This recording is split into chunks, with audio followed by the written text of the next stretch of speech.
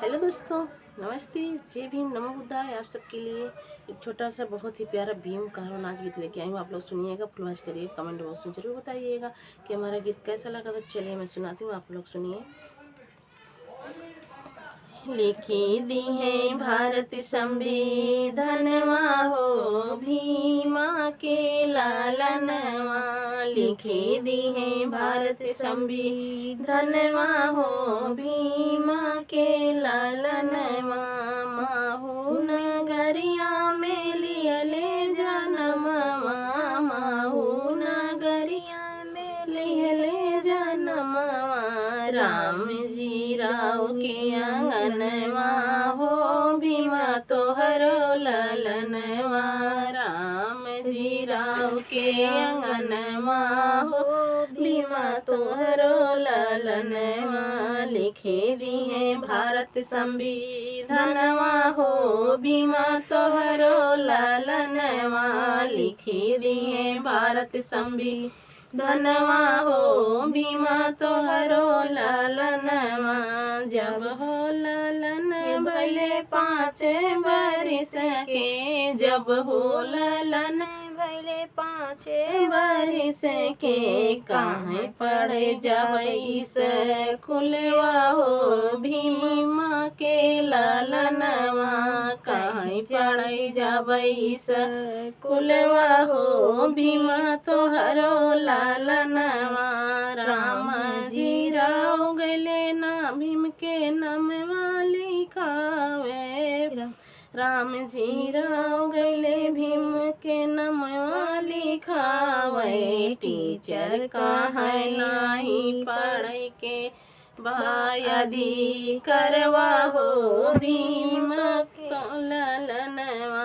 नाही बा पढ़ई अधिकारवा हो भीमा तोहरो ललनवा।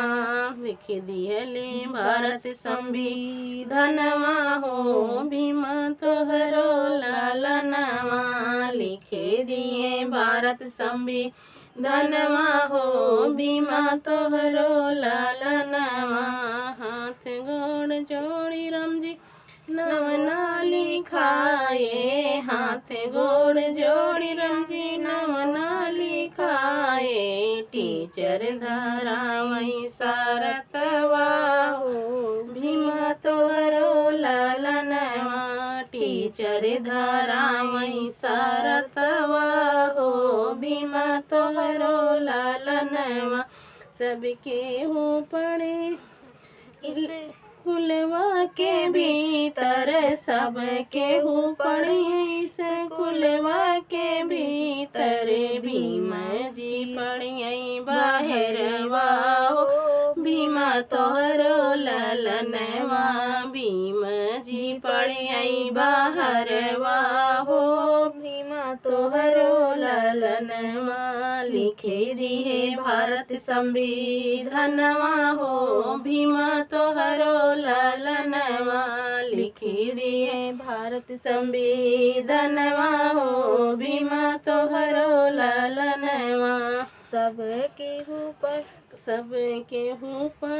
के बने एसपी दरोगा। सब केहू पढ़ी बने एसपी दरोगा। भीम बने विश्व के रतनवा हो भीमा तोहरो ललनवा। भीम बने विश्व के रतनवा हो भीमा तोहरो ललनवा। लिखे दी है भारत संविधानवा हो भीमा तोहरो ललनवा। लिखे दी है भारत संविधानवा हो भीमा तोहरो ललनवा। पढ़ी लिखी बाबा लिखे संविधानवा। पढ़ लिखे के बाबा लिखे संविधानवा। दिए अधिकार एक समानवा हो भीमा तोहरो ललनवा। दिए अधिकार एक समानवा हो भीमा तोहरो ललनवा। लिखी दी है भारत संविधानवा हो भीमा तोहरो ललनवा। लिखी दी है भारत संविधानवा हो भीमा तोहरो ललन